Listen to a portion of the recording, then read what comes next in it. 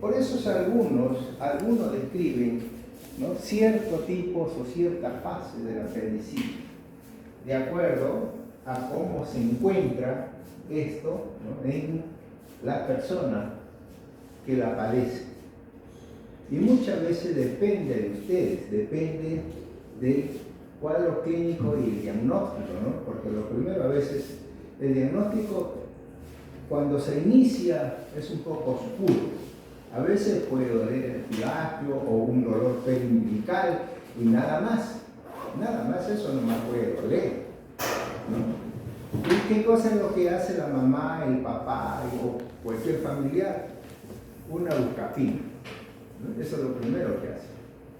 Al tomarse un antiespasmódico, porque piensan que es un dolor tipo cólico, entonces con esto pues oscurece la sintomatología. Y este proceso comienza a ir aumentando.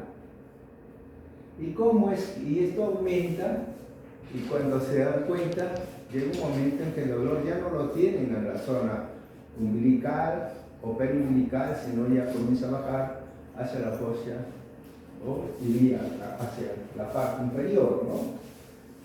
Posibilidad que es derecha, entonces ahí ya comienza a doler. Bueno, hasta ahí puede ser ya, cuando duele la parte derecha, ya recién comienzan a pensar esos apendicitis, ¿no? Y cuando lo lleven al médico, el cirujano tampoco le gusta ver esto, ¿no? Primero lo tienen que ver ustedes, el clínico. Y pueden que ustedes lleguen a una fase temprana, porque acá lo mejor es una fase temprana. Y por eso que la primera fase, cuando se inicia eso, tenemos que saber las causas. Dentro de todas las causas, sea cual sea, se produce lo primero, que es una lesión a nivel de la mucosa. Y esta lesión a nivel de la mucosa va a producir un daño vascular. Y si se produce un daño vascular, hay una respuesta tisular. Entonces comienza a haber un edema y comienza a haber una congestión. Y eso es lo que a veces comienza a haber un edema y congestión a nivel de la superficie de toda la apéndice, ¿no? Eso es lo primero que encontramos cuando eso es en una fase temprana. Si esto continúa, entonces va a haber daño de la mucosa. Entonces comienza a haber daño de la mucosa y comienza a aparecer los polimorfos nucleares acá. Y al aparecer los polimorfos nucleares, todo este daño, por favor, todo este daño producido comienza, y la aparición de polimorfos nucleares comienza a penetrar de la mucosa a la submucosa y comienza a extenderse hacia la muscular. Pero ¿qué es lo que pasa acá también? Acá tenemos nosotros en la pared del apéndice, tenemos unos folículos linfoides, o la placa de Peyo, si quieren llamarlo. Esos folículos linfoides, cuando comienza en esta fase catarral, eso comienza a crecer. Se hace una hiperplasia de los folículos. Y esta hiperplasia de los folículos podría causar daño, podría causar lesión de la mucosa. Entonces comienza esto y los polimorfos comienzan a aparecer en mayor cantidad, la congestión se hace mayor, la superficie del apéndice secal se hace mucho más congestiva y hemorrágica. Como hay salida de elementos proteicos a través de los vasos, ¿qué es lo que sale? La fibrina. Y comienza a ver en la superficie comienza a ver fibrina. Entonces se vuelve una apendicitis fibrinosa. No, se vuelve.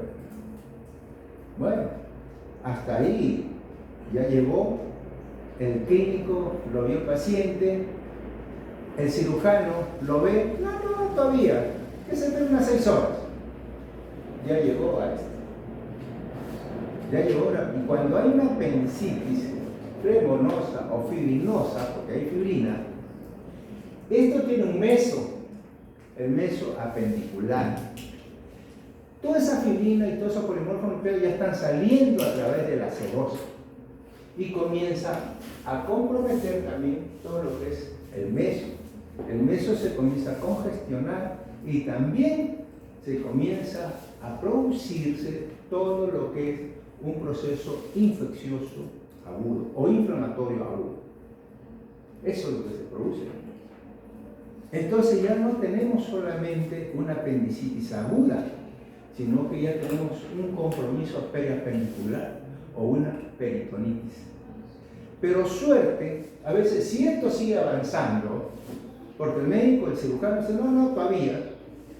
Y cuando quiere operar está en sala de operaciones y eso sigue avanzando. El paciente que entró con un dolor leve, ahora está con un dolor mucho más intenso, ya está con fiebre, ya está con malestar y ya comienza a presentar una posición como acá, se tiene que arrodillar, levantar la pierna y agarrarse. Y busca una posición en la cama tal como si fuese como un gatillo, ¿no? Y se vuelve así, y se toca acá, y se vuelve a la cama y está echadita. Eso ya avanzó más y estamos en una pensión. ¿Por qué esa hemorragia sigue? Ese proceso inflamatorio sigue. La pared muscular ya ha sido muy dañada, está en la serosa y muchas veces ya está en la serosa y la comienza a perforar. Cuando esto comienza, se vuelve ya todo un marrón oscuro, ¿no? Se vuelve marrón oscuro o fibrina y a veces uno ve la superficie, la serosa, es una telita delgadita, ya está perforada, ya es una apendicitis aguda, gangrenosa, porque todo ya se comienza con hemorragia, con necrosis, con fibrosis, todo eso ya comienza a avanzar. Y por supuestamente el meso también está comprometido. ¿Qué cosa es lo que sucede acá con eso? Cuando llega a este cuadro, suerte que tiene el tejido adiposo, ¿no? Tiene todo el tejido peritoneal y justamente eso, cuando se perfora algo, va ese tejido peritoneal y lo tapona y lo deja ahí. Eso es lo que sucede muchas veces. Entonces aquí, ¿qué pasa si se rompe esto? Se produce una peritonitis, ¿no? Una peritonitis. Pero acá también hay una peritonitis, pero es una peritonitis regional, una peritonitis focalizada, porque si eso se rompe, pues sería una peritonitis un poco más generalizada, ¿no? Eso. Y esto cuando se rompe y afecta a esto, afecta a la pared, en la parte del tejido graso peritoneal, se vuelve ya toda una masa hemorrágica, necrótica, y eso que se denomina plastrón, un plastrón. Entonces dicen una apendicitis crónica gangrenosa aplastronada o con plastrón. Ese es el proceso que sigue en toda esta fase que sigue esta lesión, ¿no? En todo esto. Eso es entonces, hemos visto entonces que el apéndice, cuando comienza un proceso inflamatorio, infeccioso, llega hasta el final. No hay que yo tome una pastilla, yo tomo un antibiótico y eso ya me va a curar. No hay. Una vez que se ha comenzado el daño, ya comienza y termina. Eso es lo curioso que pasa con la apendicitis. Bien, aquí lo que vemos, entonces, la causa de la apendicitis, ¿no? Entonces, ¿qué cosa es? Generalmente, la causa de la apendicitis es el cuadro obstructivo, que es lo que va a ocasionar generalmente un cuadro obstructivo. Y dentro de los cuadros obstructivos, el más común es el coprolito. El coprolito, o sea, son heces que a veces se solidifican, ¿no? Heces que de repente, al solidificarse, se vuelven medias duras, y esto puede producir un daño de la mucosa. Al producir el daño de la mucosa, se degenera todo el proceso apendicular. Otra causa que ya hemos dicho en coprolito también puede ser el solo hecho de tener una hiperplasia, porque comienza a ver esto, y una hiperplasia de los folículos linfoides puede provocar un cuadro obstructivo. De repente un cuadro viral, un cuadro reaccional. Usted sabe que todo el folículo linfoide está dentro del proceso autoinmune, y eso puede una reacción hiperplásica de los folículos linfoides por cualquier lesión a ese nivel, y puede provocar pues este crecimiento de esto, un cuadro obstructivo. Y si no, también creo que hemos visto con ustedes esta enfermedad neuroendocrina, ¿no? O neuroendocrina apendicular, también puede. Otra causa, cuerpos extraños. A veces en los niños, sobre todo, ¿qué cosas? Las pepitas pequeñitas, ¿no? Después con las granadillas, ¿no? La granadilla puede ocasionar eso. De repente esas pepas de sandía puede ocasionar también esto. Esos son cuerpos extraños que se pueden dar allí. De repente podríamos tener otro ejemplo más, algunos tipos. Hace poco nomás en el hospital, ¿qué encontramos ahí? Una apendicitis llena con mercurio. Parece ser que este paciente, ¿cómo sería? ¿No? Que esta cosa del termómetro, esa cosa del termómetro, la metió a la boca, la mordió, se pasó y se quedó listo. Y al poco tiempo después hizo, y bueno, pues había mercurio. Son cosas extrañas, pero que se pueden dar. Otra cosa es parásito. ¿Cuál es? El enterobius penicularis, ¿no? Oxyunus, también puede dar esto. Entonces, como causa generadora, le hemos mencionado varias, ¿no es cierto? El dolor también ya lo hemos mencionado. Muy bien. Entonces, desde el punto de vista histológico, nosotros hacemos siempre el recorte, ¿no? El corte distal, el longitudinal, un corte medio y un corte proximal. Eso hacemos ahí y eso lo vemos ahí. Y miren ustedes ya, desde la superficie que ustedes ven en el tejido adiposo, está congestivo, ¿no? Entonces ahí se ve una superficie congestiva. Muchas veces la pared también se ve engrosada, ¿no? Las paredes se ven un poquito engrosadas, ¿eh? ¿Bien? Acá usted tiene la macroscopía y acá miren este mismo es la microscopía. Este tejido congestivo que se ve acá, miren cómo se ve hemorrágico, ¿no? Entonces, la resumida cuenta es, si se produce un daño a la mucosa, ya, listo. Entonces solamente ya nos tocaría buscar un buen cirujano y un centro hospitalario donde podría diagnosticarlo con prontitud y una operación que mientras antes se diagnostique, si antes se opere, las complicaciones son menos. Muy bien, entonces, ¿qué es lo que vemos desde el punto de vista histológico? Bueno, hay que otro corte, también igual. ¿Qué es lo que vemos desde el punto de vista histológico? Primero vamos a ver en la luz apendicular hemorragia, ¿no es cierto? Zona hemorrágica. Luego, que vemos aquí, en la mucosa, un daño de la mucosa. Está erosionado también. Está erosionado este daño a la mucosa. Estos ya son exudados, que están en la luz. Pero estos polimorfos nucleares también comienzan a entrar a la pared, a la submucosa apendicular, ¿no? Entonces, lo primero que encontramos es un daño de la mucosa. Entonces, una mucosa erosiva, como lo ven ahí, y con un infiltrado inflamatorio agudo. Infiltrado inflamatorio agudo que comienza a este nivel de la mucosa y luego comienza a penetrar o a infiltrar toda la pared. Eso es lo que comienza a llegar. Miren ustedes acá el componente inflamatorio. Este es un folículo linfoide. El componente inflamatorio, ¿cómo está llegando? Miren, estos puntitos llegando a la pared, y esto es la muscular. Y aquí tenemos todos estos puntitos inflamatorios.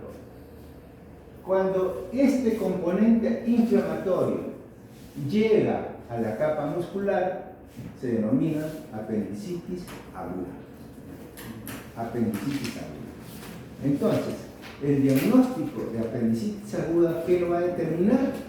Lo determina la presencia de polimorfos nucleares en la pared muscular. Un polimorfo nuclear en la pared muscular es una apendicitis aguda. Eso es lo que es. Bien, por supuesto, y si no hay apendicitis, bueno, pues el cirujano se equivocó, ¿no? Porque muchas veces, pues, yo he sido testigo de eso. Una vez, pues, me pidieron un hemograma. ¿Cuántos segmentados tiene? 2. No, segmentados normal. ¿Qué dijo el cirujano? Apendicitis. ¿No? Bueno, pues si usted tiene apendicitis, lo operó, y cuando salió, era una apendicitis normal. Entonces, así se da también. Probablemente ya le habían hecho una profilaxis, ya no le vuelve a dar apendicitis. Entonces, esta es la muscular. Y miren cómo estos puntitos comienza la serosa y comienza a llegar hasta la serosa. Entonces, acá tenemos ya una foto más amplia. Entonces, miren la hemorragia que hay en la luz, el daño de la mucosa, infiltrado inflamatorio agudo que penetra la submucosa, llega a la muscular y se extiende a la serosa. Llega a la serosa y se extiende al mesoapendicular. Se extiende al mesoapendicular. Entonces ya tenemos todo ahí. Tenemos todo. Además de acá una hiperplasia de los folículos linfoides, ¿no? Que es lo que se ve a esa zona. Pero cosa curiosa, miren, usted ve la hiperplasia acá, y toda esta zona no hay nada, toda esta zona está dañada, ¿no? Y curiosamente también esto llega hasta el mesoapendicular. Muy bien, eso es entonces lo que nosotros vemos. En otra toma, la cantidad de polimorfos nucleares que hay, toda la cantidad de polimorfos nucleares que hay. Entonces, esto es lo que produce. Cuando uno ve esto, bueno, dependiendo también, ¿no? Porque a veces, de acuerdo a la cantidad, eso se forma como áreas axeladas también hay, ¿no? Por eso es que se llama apendicitis flemonosa, le llamamos cuando hay estos grupos de componentes inflamatorios. Miren ustedes acá igualito, pero acá un poco más clara, todo el infiltrado inflamatorio leucocitario, esto rojito es la capa muscular, cómo penetra. Miren. Acá tenemos la serosa y miren cómo está esto lleno de polimorfos nucleares, y esto acá es el meso, entonces el tejido adiposo del centro. ¿No? Entonces todo llega desde la mucosa hasta la serosa y extensión hasta el mesoapendicular. Eso es lo que sucede en estos tipos de lesión. Muy bien. Mayor aumento, ya no necesitamos explicar más. El rojito, músculo, los negritos, polimorfos nucleares, ¿no? Que están penetrando, están acá en la capa muscular. La presencia de polimorfos nucleares en la capa muscular, no se olviden, es diagnóstico de apendicitis aguda.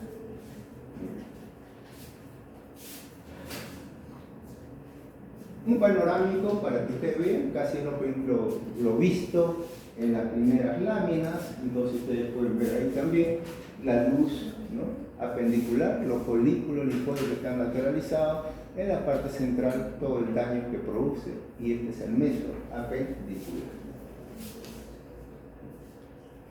Un poquito más de aumento también en este panorámico, igual nos muestra todas las características mencionadas.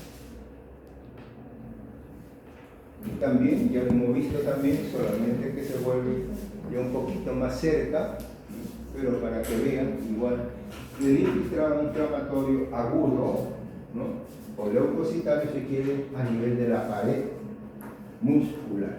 Diagnóstico, apendicitis aguda. Muy bien. Eso es entonces lo que vamos a ver. ¿Pregunta? ¿Alguna pregunta? Doctor, disculpe, a nivel macroscópico era una superficie congestiva y pared engrosada. La macroscopía, vemos a todas las fases. ¿Qué cosa es primero? Tenemos superficie. Ya. Si yo le pongo una apendicitis, lo único que usted va a ver, ¿qué se observa? Apéndice secal que muestra una superficie congestiva, hemorrágica y con fibrina. Y si hay un color marroncito, con área de necrosis, ¿no? Y si está el meso hemorrágico, ¿no? También presencia meso, ¿no? Con hemorragia, ¿no? Eso. Casi todas las apéndices siempre llevan su meso apendicular. Todas. El médico nada gana sacándole el meso. Bien, vamos a ver ahora vamos a ver el acceso. Bien, el acceso ya ustedes saben. Entonces, bueno, el acceso no viene a ser sino una colección bastante delimitada de polimorfos nucleares, ¿no? Entonces eso es lo que tenemos. Una colección de pus bien delimitada. Ahora esto se puede dar en cualquier parte, ¿no? En cualquier parte se puede dar estos accesos. Pero a veces, y estos accesos pues se puede deber a una serie de causas, ¿no? Por ejemplo, a nivel de código, podemos tener entonces, o a nivel abdominal o intraabdominal, una diverticulitis, ¿no? Hemos hablado de diverticulosis. Esta diverticulosis se puede inflamar y se puede convertir en una diverticulitis. Esta diverticulitis, el proceso inflamatorio es muy similar a la apéndice secal y se puede perforar. Entonces, una diverticulitis complicada o perforada, así como lo ven acá. Entonces, esto puede dar eso. Entonces, eso puede ver. El problema que tenemos nosotros ahí cuando hablamos nosotros de acceso, entonces podemos hablar que hay una serie de mecanismos por los cuales nosotros podemos encontrar eso. Dentro, acá tenemos, por ejemplo, la ruptura del divertículo. Muy bien. Una enfermedad pélvica inflamatoria. También. Complicación, por ejemplo, una complicación de una apendicitis aguda. ¿Saben? Se puede dar eso. Una complicación de apendicitis aguda.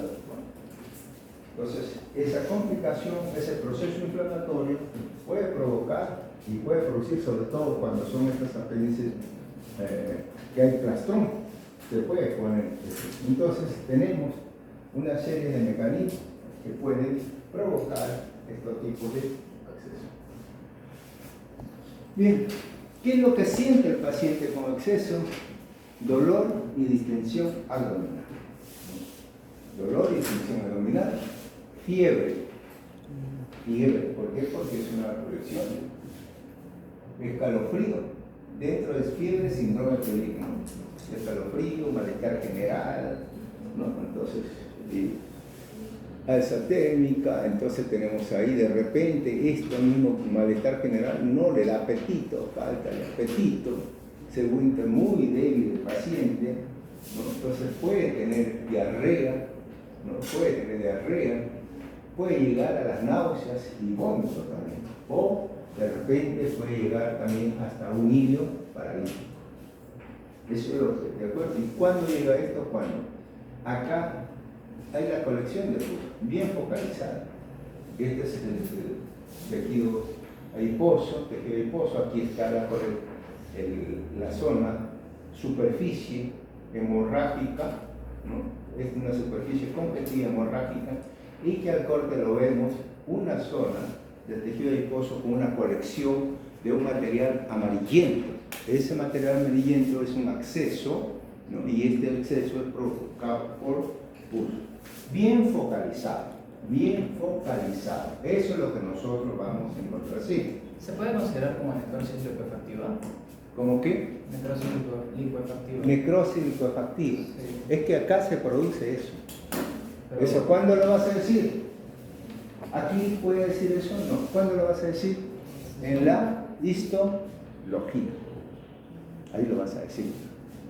Este es entonces el cuadro clínico. Macroscópicamente, ¿qué van a decir ustedes? Macroscópicamente, ¿qué pueden decir? Una colección focalizada de un exudado amarillento o material purulento, ¿no? Eso es lo que decimos, ¿no? De color exudado amarillento o una colección focalizada. Este acceso puede romperse, sí. Este acceso que está focalizado, ustedes han visto, a ver, le ponen una inyección, ¿está bien? La inyección fue una puesta, o de repente no se realizó una asepsia adecuada o una higiene adecuada, y entonces de repente a las pocas semanas hace un bultito. Uy, caramba, me duele. Y ese bultito se hace una pelotita y puede ir creciendo. Me duele acá. Y no sé qué tengo acá. Ah, bueno, pues. Después se van al médico y el médico, no, está un exceso. Y cuando lo cortan, sale pus. Y entonces, ¿por qué ha formado esa bolita? Porque es una colección de pus bien focalizada, localizada. E inclusive, esto se puede fibrosar periféricamente. ¿Por qué? Porque todo este cuadro es un cuadro inflamatorio agudo, ¿cierto? Que por el tiempo se cronifica. ¿Está bien? Entonces, intento de curación y que sigue su proceso crónico. Entonces, un exceso enquistado se le llama eso. ¿No? Eso es lo que se hace. Muy bien. No. Entonces te quedas dormido. Mucha siesta. Bien, entonces tenemos esto. ¿Está bien? Bueno. Bien, entonces tenemos ahí, entonces, ¿qué cosa hay? Exceso. Ahí está, miren ustedes, que pedacito de grasa. Miren ustedes acá, el tejido adiposo. Hay tejido adiposo, todo este tejido adiposo. Hay fibrosis y hay componente inflamatorio agudo. Eso es lo que hay, ¿no? Entonces, eso es lo que vemos, el tejido adiposo. Y todo eso vamos a ver, como ustedes saben. Ahí está. Entonces, ¿qué cosa es? Ahora sí, una colección de pus localizada, formada por leucocitos degradados. O sea, estos leucocitos también en el proceso mismo, porque esto puede haber producido de repente por una bacteria, por algo, ¿no es cierto? ¿Y qué pasa con esos leucocitos? Ustedes ya saben que nos hablaba, ya creo que habían tenido la teoría, que esos leucocitos, una vez que cumplen su función fagocita, se pueden morir, o los lisosomas pueden salir y pueden también, no tan solo dañar el tejido bueno, sino el tejido sano, ¿no? Entonces, y esto cuando se mueren, se produce apoptosis. Entonces, por eso dice, formada por leucocitos degradados, bacterias, tejido necrótico y exudado inflamatorio agudo, rodeado de una zona de tejido inflamatorio, fibrina y tejido de granulación. Ahora, esto aquí produce, pues, ahora sí, esta produce un tipo de necrosis, que es la necrosis coagulativa. Eso es lo que se produce en estos tipos de lesiones. Eso es lo que se ve desde el punto de vista histológico, ¿no? Entonces, ya lo tienen también, entonces yo creo que no va a haber problema. Muy bien. A mayor aumento, entonces ya ustedes pueden ver todas las características, ¿no? Histológicas. Esto, a veces dicen, pero acá se supone que todo esto tiene que haber polimorfos nucleares, y no es tanto así tampoco, ¿no? Porque esto, pues, puede haber, como es un proceso agudo, cronificado, en ese mismo proceso agudo hay salida de elementos, no tan solo de polimorfos nucleares, de monocitos, que se transforma en macrófagos, sino también hay linfocitos, sino también hay células plasmáticas, hay eosinófilos. Entonces, y por eso que vemos una gama de elementos celulares acá, a este nivel, ¿no? Muy bien. Un panorámico para ver lo mismo. Entonces, un panorámico, ustedes ya ven esto, bueno, la única foto que me toma esto con un espacio blanco, con fibrosa infiltrada, no ni hablar, es un acceso. Es un acceso. Muy bien. Igual, también, tejido adiposo y algo de fibrosis. Acá lo que no le he puesto la foto del tejido de granulación, pero eso se nota un poco más focalizado y lateralizado, ¿no? Porque en esto hay en todo componente agudo, siempre hay también tejido de granulación focal, o sea, una proliferación vascular. Eso es lo que se ve aquí. Bien. Igual, muy similar a la anterior, colección de polimorfos nucleares, y tenemos ahí acompañado de otros elementos inflamatorios, células plasmáticas, macrófagos, monocitos. Muy bien. ¿Preguntas hasta ahí, doctor? ¿Qué tipo de patógeno? ¿Qué se le dijo a tu patógeno? Diverticulitis. ¿No le dije? Diverticulitis complicada. ¿Qué puede ser? Puede ser una complicación, puede ser una... Hay múltiples causas, ¿no? Puede ser una complicación en un acto operatorio, puede ser una complicación. Ahora, se decía antes que la complicación más frecuente era de una apendicitis aguda, o sea, una intervención de una apendicectomía. Actualmente se ha visto que las complicaciones que hay es por intervención de vesícula biliar. ¿No? Eso es lo que es ahora, se ve con mayor frecuencia, esta es la, dentro de estas. Bien, también puede haber traumatismos, también puede haber, ¿no? Muy bien. Vamos a ver ahora la gastritis crónica por HP. Ok, gastritis crónica. Bueno, vamos a ver una gastritis crónica. Cuando nosotros hablamos de una definición de gastritis crónica, podemos decir que consiste en una inflamación específica de la mucosa gástrica, ¿no? De evolución progresiva y larga, ¿no? Progresando a la destrucción glandular, ¿no? Con cambios metaplásicos, y que esto puede llegar de repente a una gastritis atrófica. Y no tan solo eso, ¿no? Sino en estos cambios metaplásicos puede provocar también metaplasia intestinal completa o incompleta, y no tan solo se crea una gastritis crónica atrófica, sino también una neoplasia. Pero aquí, como se trata de esto de hablar de una gastritis crónica, lo hemos enfocado solamente al problema inflamatorio. Entonces, es una gastritis crónica de larga edad, es igualito acá, ¿no? Entonces, a veces es lo que sucede con nosotros, tenemos gastritis, nos tomamos por ahí una medicina que nos recetan, una semana, 10 días ya nos sentimos bien, pero ¿qué pasa? A la segunda semana o tercera semana tenemos un compromiso, por ahí un par de tragos puede ser, y al día siguiente, ¿qué es lo que vamos?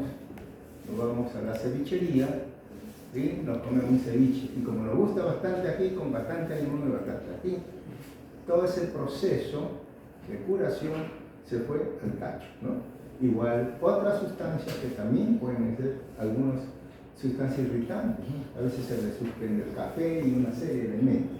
Entonces, este proceso de gastritis crónica es un proceso que sigue una inflamación, ¿no? Inespecífica de la mucosa gástrica, pero que lleva secuencia que es polimorfa, linfomononucleado, o sea, célula plasmática, linfocitos.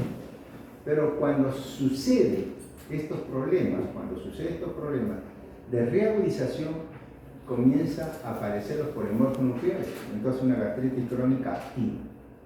Una gastritis crónica activa. Nos damos el tratamiento, curamos, bajamos esa actividad y se vuelve otra vez una gastritis crónica, ¿no? Otra vez se reagudece, hay una reagonización, perdón, y entonces otra vez una gastritis crónica activa, que puede ser leve, moderada o severa. Entramos en tratamiento otra vez y luego otra vez. Por eso es que es una gastritis como una enfermedad crónica de larga data. Solamente que estos procesos crónicos pueden producir un tipo de metaplasia, que puede ser metaplasia intestinal completa o incompleta, ¿no? Y curiosamente, cuando hay metaplasia intestinal, también hay desaparición o disminución de las glándulas, ¿no? Gástricas. Entonces comienza a haber atrofia. Por eso que esto a veces es una gastritis, llegamos a veces a gastritis atrófica. Y eso es lo que comienza a ver con este diagnóstico. La causa de esto, bueno, vamos a verlo. Entonces, las causas más comunes. ¿Cuál es la causa más común? El Helicobacter pylori. Es lo más común, ¿no? El Helicobacter pylori. Otra causa que tenemos el Helicobacter pylori es la causa bacteriana, es la más común. Otra causa que tenemos, también cuando tomamos algún tipo de medicina, ¿no? Los antiinflamatorios, eso es lo que tenemos. Otra causa es una gastropatía reactiva, ¿no? ¿Por qué? Porque los antiinflamatorios, el alcohol y el reflujo biliar que puede haber, ¿no? Esas son. Otras causas que puede haber, la gastritis autoinmunitaria, ¿no? También. A veces aquí es donde en esto, curiosamente, en esta gastritis autoinmunitaria a veces tiene una gastritis, pero no hay Helicobacter pylori, ¿no? ¿Por qué? Es un sistema autoinmunitario. La otra es una bacteria que tenemos. Gastritis erosivas aguda. Bueno, esta gastritis erosivas aguda, pues, lesiones como quemaduras graves o algunos tipos de enfermedad como una septicemia que te puede brotar. O también algunas sustancias irritantes, ¿no? O tóxicas que se ingieren. Un intento de suicidio de repente, ¿no? O sustancias tóxicas agudas que te pueden provocar un proceso inflamatorio agudo. Eso es lo que hay dentro de todas estas cosas. Muy bien. ¿Cuáles son los síntomas de esta gastritis? Miren ustedes acá. Bueno, en algunos casos la gastritis y la gastropatía causan síntomas de indigestión, ¿no? O sea, siempre estamos. Lo primero que nos da, una dispepsia le llamamos, ¿no? Una indigestión, ¿no? Una dispepsia, le gusta ir con dispepsia, bueno, ya tienes tu gastritis. ¿Qué cosa es? Dolor o molestia en la parte superior del abdomen, o sea, a nivel de epigastrio, ¿no? Sensación de llenura precoz, sensación de llenura precoz. Entonces, hay cierto tipo de dolor que puede calmar por los alimentos y también hay una sensación de llenura. Entonces comienza a comer poco y después ya. Y lo curioso también es sensación de llenura después de la comida. Entonces, ¿qué es lo que pasa? Normalmente uno come, hay cierto dolor, uno come poco alimento y ya se siente lleno. Normalmente nosotros digerimos, bueno, a las 2 horas, otra vez ya se vació supuestamente el estómago. Pero eso como si tuviese, perdón, tenemos esa distensión y esa sensación de llenura que se sigue prolongando. Por eso es que esa sensación de llenura precoz después de la comida, ¿no? Y eso pues a veces a uno no lo da a pedir. Entonces de repente comenzamos a adelgazar. Ese es un síntoma general que se va a dar. Cuando la inflamación es un poco más severa, podemos llegar a la sensación nauseosa y se puede llegar también a la sensación al vómito. Eso es lo que se puede. Entonces, estos son los cuadros que vamos a tener ahí. Pero también hay otros cuadros que se pueden agregar, porque esa es una gastritis crónica. Pero tenemos también otro tipo de gastritis crónica, y cuando esto se pasa una gastritis crónica erosiva también, ¿no? Entonces una gastritis crónica erosiva, o cuando hay úlcera, y aquí ya, entonces si es erosiva, es curiosamente, el Helicobacter pylori, nosotros tenemos una capa, y ustedes se la habrán explicado también, dentro de su teoría, que hay una capa de moho, ¿no? En la superficie del epitelio gástrico. ¿Y qué cosa es lo que hace Helicobacter pylori? Comienza pues a atacar toda esa capa de moho, la destruye, la desaparece. Al desaparecer, ahí entonces, eso es lo que se le conoce a veces como daño mucoso, el daño mucinoso, perdón, daño mucinoso. Y luego eso queda el epitelio libre. Y ahí es donde ya no hay nada que lo proteja acerca de esa producción de ácidos. Al haber esta producción de ácido, entonces todo ese epitelio se comienza a dañar y a desaparecer ese epitelio. Queda hasta la capa basal, entonces queda una gastritis crónica erosiva. Esta gastritis crónica erosiva, en la lámina propia, comienza a aparecer este proceso inflamatorio, comienza a aparecer ya entonces todo esto, y hay actividad, o sea, hay polimorfo nuclear. Y si hay polimorfos nucleares, hay congestión vascular. Y si hay congestión vascular, hay escape de elementos proteínicos y fibrina que se van a encontrar en la superficie de estas áreas erosivas, ¿no? Y esto hace muchas veces que haya una extravasación de hematíes. Entonces hay pérdida de hematíes. Por eso a veces nosotros vemos en una biopsia no tan solo congestión, sino a veces con pequeños foquitos hemorrágicos. Esas son la extravasación de hematíes. Y esto pues, esto es lo que me puede dar de repente algo, si esto es muy grave o ya se vuelve úlcera, entonces puede pasar varias cosas, ¿no? Nos duele, y cosa curiosa, tomamos algún tipo de alimento, leche o cualquier cosa, entonces sentimos que esta sensación, este dolor disminuye. Pero después de 2 horas comienza otra vez a aumentar, comienza otra vez a aparecer. Y ese es el problema. Y se lo digo ahí una cosa curiosa que hacen los que sufren de gastritis. No saben tomar su medicina. No saben tomar. ¿Por qué? Porque acá, ¿cómo se llama la medicina esta cuestión? La más conocida, no me acuerdo ahorita. Bueno, ¿qué es lo que pasa? La medicina se